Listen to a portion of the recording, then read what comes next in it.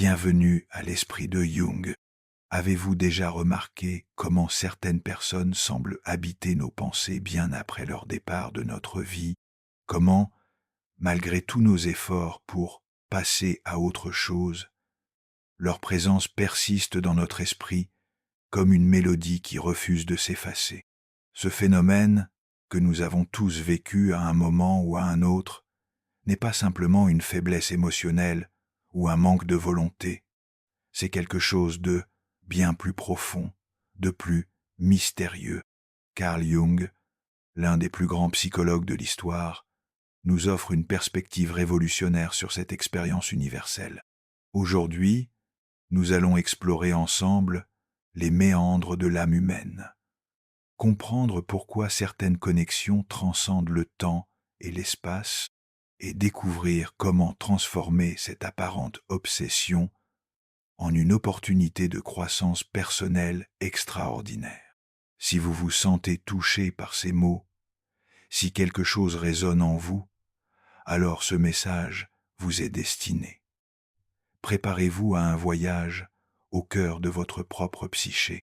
Le mystère de la présence persistante, il y a une raison pour laquelle, malgré le passage du temps, malgré le silence et malgré les décisions que vous avez déjà prises, cette personne persiste dans votre esprit comme un murmure qui ne s'efface jamais. Peut-être avez-vous tout essayé, changer d'environnement, vous occuper sans cesse, vous convaincre que vous êtes passé à autre chose. Et pourtant, elle revient dans vos rêves, vos souvenirs, les chansons, les mots prononcés par d'autres sans intention. Pourquoi cette présence refuse-t-elle de disparaître? Que signifie vraiment continuer à penser à quelqu'un qui n'est plus une partie active de votre vie? Carl Jung n'aurait pas rejeté cela comme une simple attache ou une dépendance émotionnelle. Pour lui, l'inconscient opère selon des raisons que l'esprit conscient ne comprend pas encore pleinement. Quand quelqu'un reste profondément gravé dans votre monde intérieur, ce n'est pas nécessairement un signe que vous devez vous réunir avec lui. Ce n'est même pas une preuve que l'amour est toujours vivant. Cela signifie plutôt qu'il y a quelque chose en vous qui n'a pas encore été vu, reconnu ou guéri.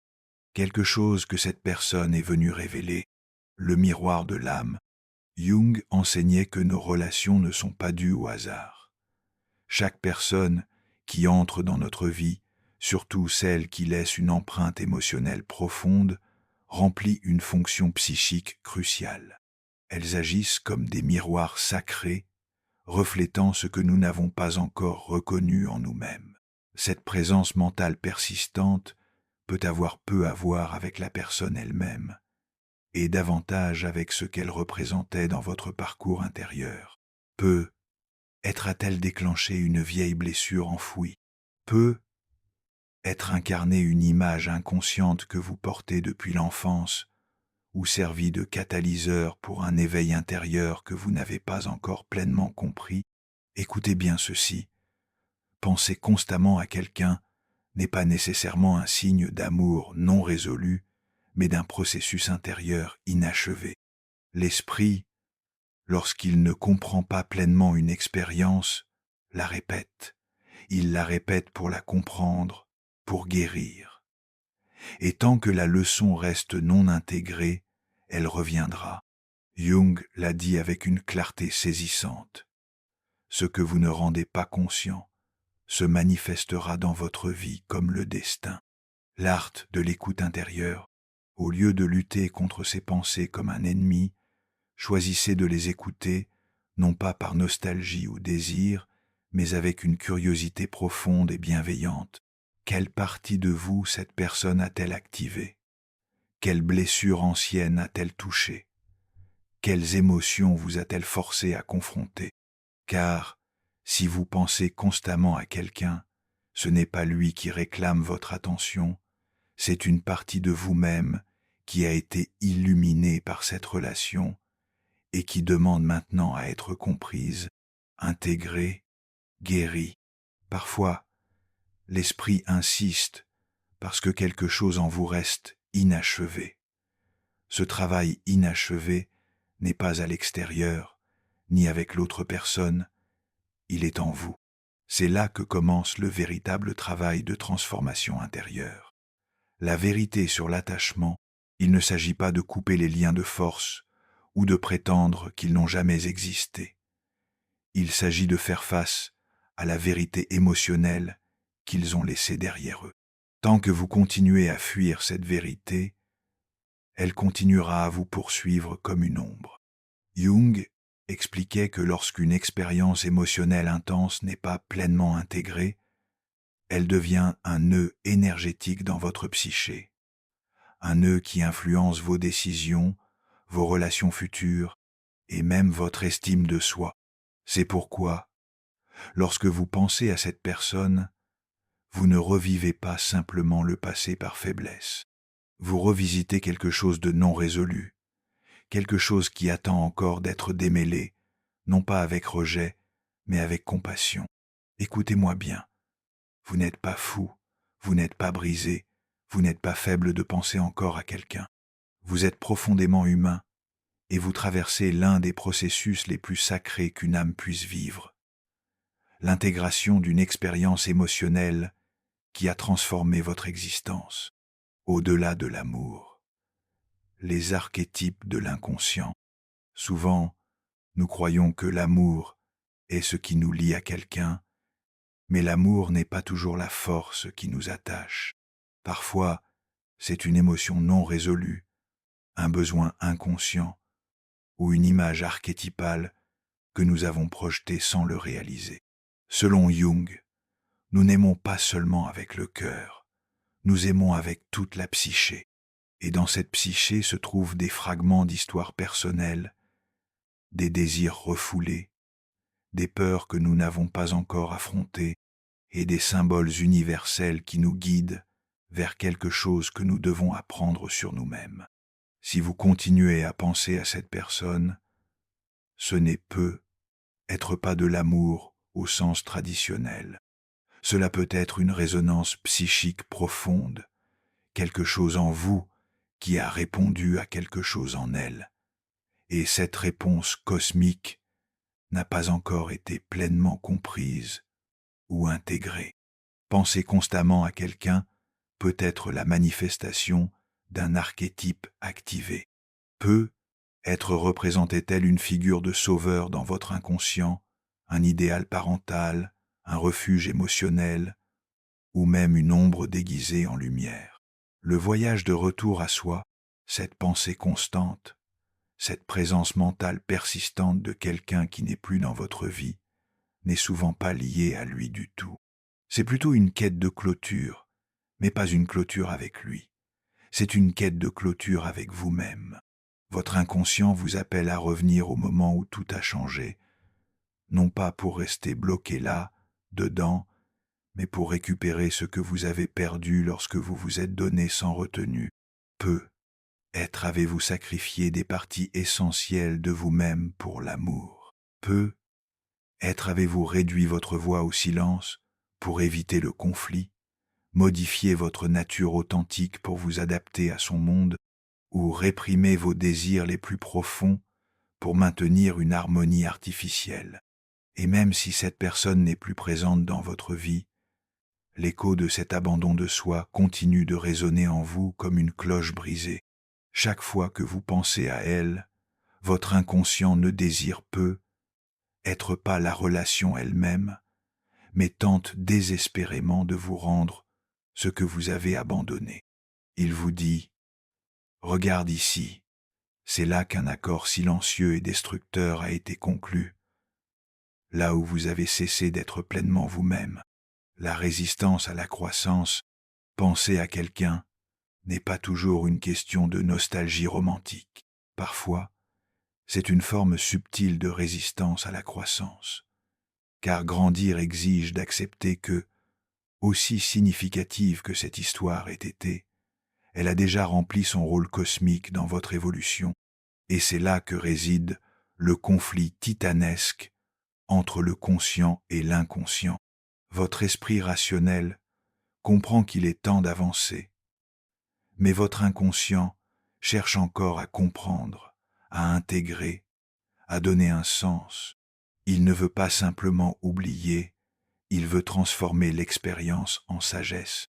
Et pour cela, vous avez besoin de présence authentique, pas de distractions supplémentaires, ni de tentatives désespérées pour faire taire vos pensées. Ce qu'il faut, c'est un regard honnête et infiniment compatissant sur ce qui s'est réellement passé. Les questions qui transforment. Qu'avez-vous découvert sur vous-même dans cette relation? Quelle partie de vous a éclos comme une fleur au printemps et lesquelles se sont flétries dans l'ombre? Qui avez-vous vraiment aimé, la personne réelle ou l'image idéalisée que vous en avez créée? Ce ne sont pas de simples réflexions intellectuelles. Ce sont des clés d'or, des clés qui ouvrent des portes intérieures restées fermées depuis la fin de cette histoire. Votre âme sait intuitivement que penser à cette personne n'est pas une erreur ou une faiblesse. C'est un appel sacré, un appel à vous réveiller. Et plus vous vous permettez de répondre à cet appel sans jugement impitoyable, plus vous vous rapprochez de la véritable clôture. Cette clôture authentique ne dépend pas de conversations futures, de retrouvailles improbables ou de validations externes, mais d'une acceptation profonde et personnelle que l'histoire était exactement ce qu'elle devait être, et que maintenant, le voyage concerne votre retour triomphal à vous-même. L'individuation selon Jung. Quand Carl Jung parlait d'individuation, il faisait référence à ce processus même, le voyage sacré de retour à soi. Chaque relation intense, chaque perte déchirante, chaque amour qui a laissé une marque indélébile sur votre âme, fait partie de ce voyage initiatique, non pas pour vous définir ou vous limiter, mais pour vous affiner comme un diamant sous pression, comme si chaque personne que vous avez aimée était un miroir cosmique reflétant des aspects cachés de vous-même, des aspects que vous n'aviez pas encore eu le courage de découvrir. Et quand vous vous souvenez de cette personne avec cette nouvelle compréhension, ce que vous voyez vraiment, ce n'est pas elle, mais vous-même, illuminé d'une manière entièrement nouvelle. La profondeur des connexions invisibles. Il y a des connexions qui ne sont pas rompues par l'absence physique. Certaines personnes n'ont pas besoin d'être présentes pour continuer à influencer vos émotions, vos pensées, même vos choix quotidiens les plus insignifiants. C'est la véritable profondeur d'un lien psychologique authentique. Il ne se mesure pas par la proximité géographique, mais par l'empreinte invisible et permanente qu'il laisse dans les couches les plus profondes de votre être. Et selon Jung, cette empreinte n'est pas simplement le résidu nostalgique de l'amour, c'est le résultat d'une résonance mystérieuse entre votre inconscient et le rôle symbolique que cette personne a joué dans votre évolution spirituelle. Le message de l'inconscient, ce n'est pas que vous êtes piégé dans le passé par faiblesse émotionnelle, mais plutôt que votre âme a encore quelque chose de crucial à vous révéler à travers cette histoire, quelque chose que vous n'avez pas pu entendre lorsque vous étiez émotionnellement submergé. Quand nous sommes profondément immergés dans une relation, surtout une qui touche le cœur même de notre être, la clarté devient un luxe rare. L'intensité des émotions obscurcit notre jugement. Nos sentiments dominent complètement notre perspective. Mais quand tout se termine, quand le silence s'installe comme un voile, alors surgit la véritable opportunité de comprendre. Penser à cette personne n'est pas nécessairement une régression, cela peut être le début d'une réalisation profonde, l'émergence d'une sagesse qui attendait patiemment de se déployer en vous. La clé de la libération, la clôture authentique, ne dépend jamais de ce que l'autre personne dit ou fait. Elle dépend entièrement de ce que vous êtes prêt à voir et à accepter en vous-même. Être vous a-t-elle blessé, trahi, déçu ou quitté sans explication satisfaisante. Mais au-delà de la douleur légitime, il y a une leçon que votre âme doit intégrer. Et cette leçon ne vient pas par l'analyse logique. Elle vient par l'expérience émotionnelle qui persiste encore en vous. Ce qui reste dans votre esprit n'est pas la personne elle-même, mais l'expérience émotionnelle non résolue. C'est un processus cosmique inachevé, suspendu dans le temps, attendant d'être reconnu, pleinement ressenti et finalement libéré avec amour.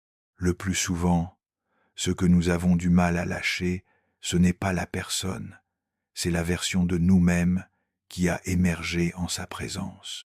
C'est cette facette vulnérable et authentique de vous qui a surgi pendant cette connexion, celle que vous n'avez être pas pleinement comprise, celle dont vous n'êtes pas sûr qu'elle méritait l'amour inconditionnel.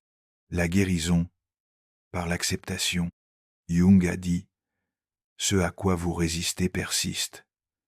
Et souvent, la persistance d'une pensée obsédante n'est que le résultat direct d'une émotion soigneusement évitée. Alors, demandez-vous avec une curiosité bienveillante, que ressentiez-vous vraiment pendant cette expérience? Quelle peur était si écrasante que vous avez décidé de l'enfouir dans les profondeurs de votre inconscient? Quelle partie authentique de vous a été réduite au silence pour maintenir l'illusion de cette connexion? C'est la véritable source de l'attachement qui vous lie encore comme des chaînes invisibles. La libération n'est pas un chemin droit, ni immédiate comme nous le souhaiterions. C'est une descente courageuse dans les profondeurs sacrées de votre âme. Et bien que cela puisse être temporairement douloureux, cette douleur même est la preuve magnifique que quelque chose en vous s'éveille enfin. Le retour à la complétude peut être que ce dont vous avez vraiment besoin n'est pas d'arrêter de penser à cette personne, mais d'arrêter de vous juger impitoyablement pour le faire. Car tant que vous luttez contre vos propres pensées, vous ne pourrez jamais accéder au message transformateur qu'elle porte.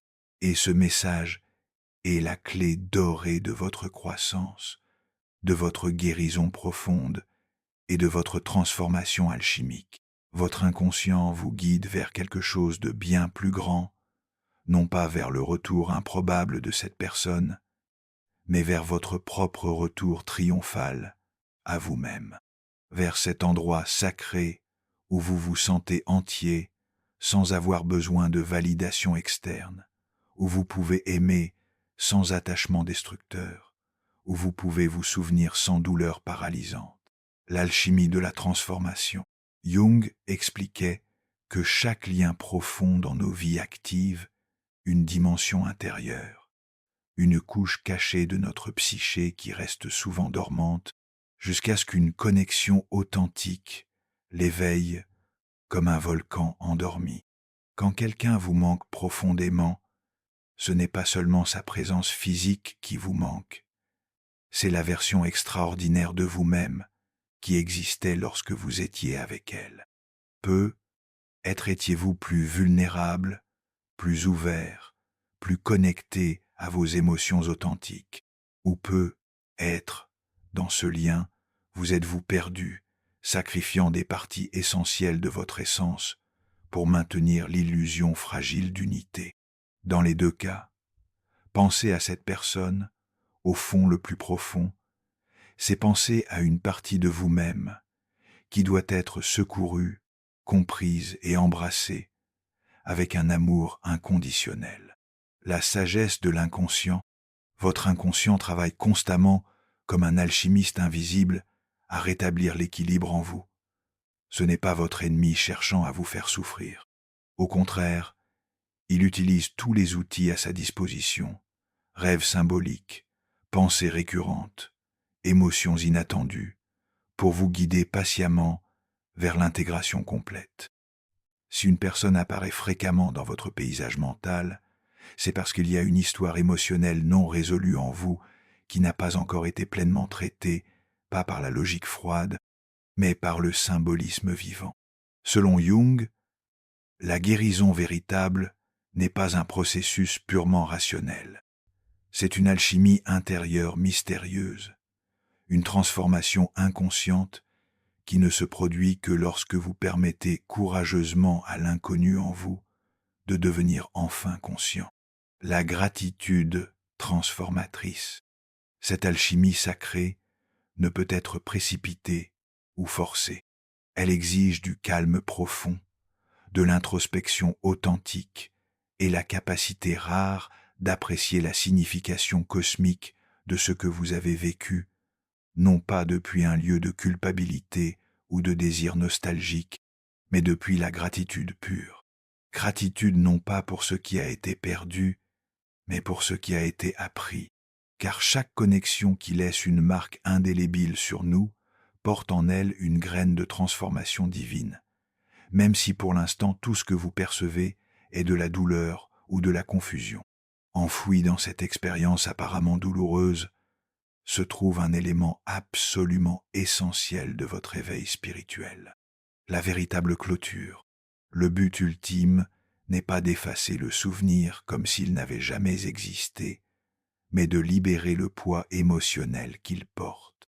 Et cela n'est possible que lorsque vous cessez de chercher des réponses à l'extérieur et que vous commencez à regarder courageusement à l'intérieur, en reconnaissant votre rôle dans tout ce que vous avez ressenti, pas pour vous blâmer cruellement, mais pour récupérer votre pouvoir personnel. Le pouvoir de comprendre pourquoi vous vous êtes accroché si désespérément, pourquoi vous avez idéalisé cette personne, pourquoi la perte résonne si profondément en vous. Jung croyait que l'inconscient stocke nos expériences non pas seulement comme des souvenirs statiques, mais comme des symboles vivants qui façonnent activement notre perception de la réalité. Le catalyseur de la révélation peut être que cette personne, sans même le réaliser, a été le catalyseur divin de votre transformation, un miroir cosmique reflétant des parties de vous-même qui étaient prêtes à émerger comme un papillon de sa chrysalide. Et maintenant, ce que vous percevez comme un attachement douloureux peut simplement être une étape cruciale dans ce processus de révélation intérieure. Vous n'avez pas besoin de forcer cette personne hors de votre esprit par la violence psychologique. Au contraire, vous devez comprendre avec compassion ce qu'elle représente symboliquement, quelle partie dormante de vous elle a éveillée, quelle promesse non réalisée résonne encore dans les chambres secrètes de votre âme.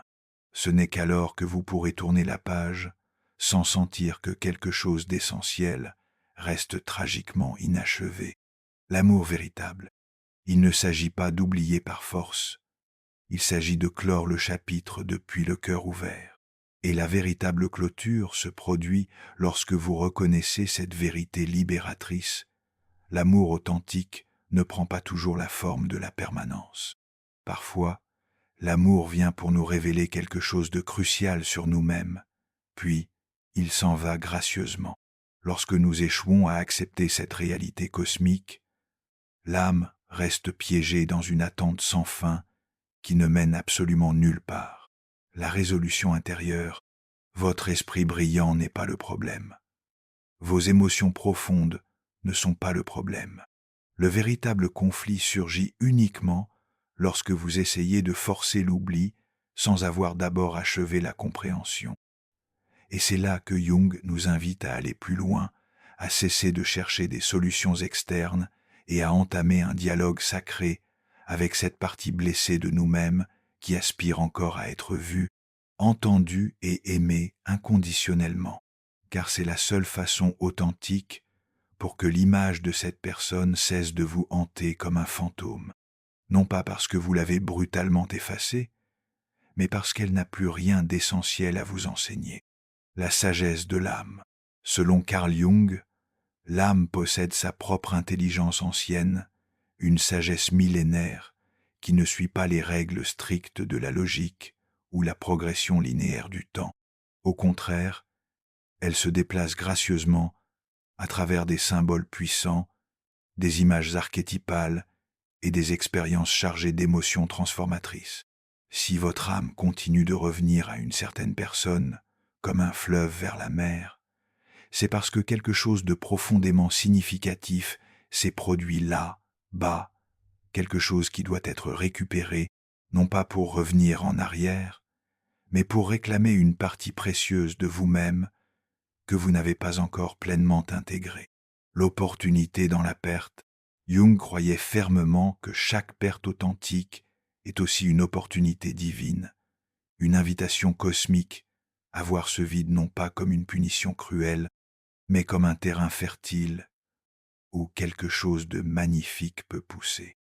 Mais pour que cette renaissance se produise, vous devez cesser de vous concentrer obsessionnellement sur l'absence de l'autre et commencer à comprendre ce que cette absence tente désespérément de vous enseigner.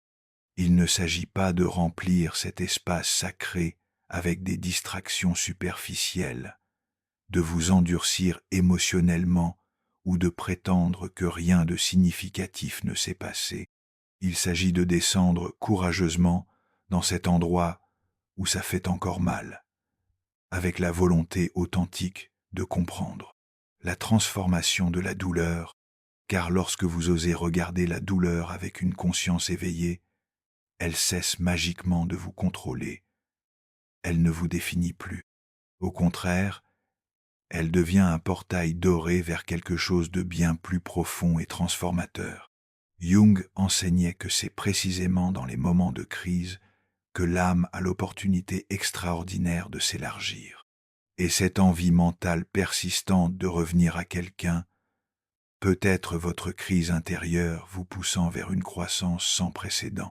Le travail intérieur authentique, tout ce que vous ressentez, n'est pas nécessairement un signe d'agir extérieurement. Parfois, ce que vous ressentez est une invitation sacrée à vous tourner vers l'intérieur, à explorer votre propre histoire émotionnelle, vos besoins les plus profonds et vos schémas relationnels inconscients. Vous répétez peu, être inconsciemment un lien que vous avez connu bien avant cette relation, peut être un qui a commencé dans l'enfance avec des figures qui ont laissé une empreinte émotionnelle indélébile sur toi, vous. Et cette personne, celle qui persiste dans vos pensées, a peu être activé ce vieux schéma sans que vous vous en rendiez compte, non pas pour vous confondre, mais pour vous offrir une nouvelle opportunité de guérir définitivement. La révélation personnelle, quand vous comprenez vraiment cela, quelque chose de fondamental change en vous. Vous ne voyez plus cette personne comme une obsession destructrice ou une blessure ouverte, mais comme un symbole puissant, un symbole vous incitant à regarder courageusement ce que vous avez soigneusement évité. Était-ce le besoin profond de vous sentir validé, la peur ancestrale de ne pas être assez, l'espoir secret que quelqu'un viendrait magiquement vous compléter. Et en reconnaissant cela avec compassion, vous récupérez instantanément votre pouvoir authentique, car ce que vous croyez ne pouvoir obtenir que de l'autre personne commence miraculeusement à fleurir de l'intérieur. Le changement énergétique, c'est un travail profondément transformateur. Ce n'est pas confortable, mais c'est absolument révolutionnaire. Il s'agit de voir clairement ce que cette relation a révélé sur vous, d'extraire du sens cosmique de ce souvenir, d'être reconnaissant même pour ce qui a temporairement fait mal. Car cette douleur a illuminé quelque chose qui avait désespérément besoin d'être guéri. Quand vous accomplissez ce travail intérieur, votre énergie change radicalement. Vous n'êtes plus en guerre avec ce qui était. Vous n'attendez plus que les pensées disparaissent par magie. Au contraire, vous embrassez ce qui vous appartient légitimement. Les leçons précieuses, la croissance extraordinaire, la graine d'une nouvelle version de vous-même qui a émergé directement à cause de cette rencontre cosmique. La paix authentique, il viendra un moment béni où cette personne cessera d'apparaître dans votre esprit avec la même intensité émotionnelle, non pas parce que vous l'avez cruellement effacée, ni parce que vous l'avez artificiellement remplacée, mais parce qu'elle n'occupe plus le même espace énergétique en vous. Le souvenir restera comme une partie intégrante de votre histoire personnelle, mais il ne fera plus mal, il ne vous dérangera plus, il ne dictera plus vos émotions quotidiennes. Et ce jour-là, sans même vous en rendre pleinement compte, vous aurez complété un cycle cosmique majeur. Car ce qui est vraiment libéré, ce n'est pas la personne elle-même, c'est l'énergie que vous avez investie en elle sans le savoir, l'attente que vous avez placée sur elle, la partie de vous qui attendait encore des réponses ou une fin différente, la liberté ultime. Et quand tout cela se transforme alchimiquement, ce qui reste est la paix, une paix profonde et authentique, pas celle que vous fingez pour avancer, mais celle qui vient naturellement quand vous n'avez plus besoin de tout comprendre pour vous sentir en paix. Jung a dit, il n'y a pas d'éveil de la conscience sans douleur. Et oui, penser constamment à quelqu'un peut être une forme de douleur, mais cela peut aussi être un signe magnifique que vous êtes au bord d'une transformation extraordinaire. Ne fuyez pas ce que vous ressentez, ne vous punissez pas pour vous souvenir. Écoutez avec un cœur ouvert ce que votre âme essaie de vous révéler à travers ses pensées persistantes. Car derrière chaque émotion authentique, il y a une vérité qui attend patiemment d'être révélée. Et cette vérité n'est pas à l'extérieur de vous, elle a toujours été en vous, attendant le bon moment pour émerger. Avant de nous quitter, j'aimerais vous laisser avec 5 questions profondes qui peuvent transformer votre perspective. 1. Quelle version de vous-même a émergé dans cette relation que vous n'aviez jamais rencontrée au pas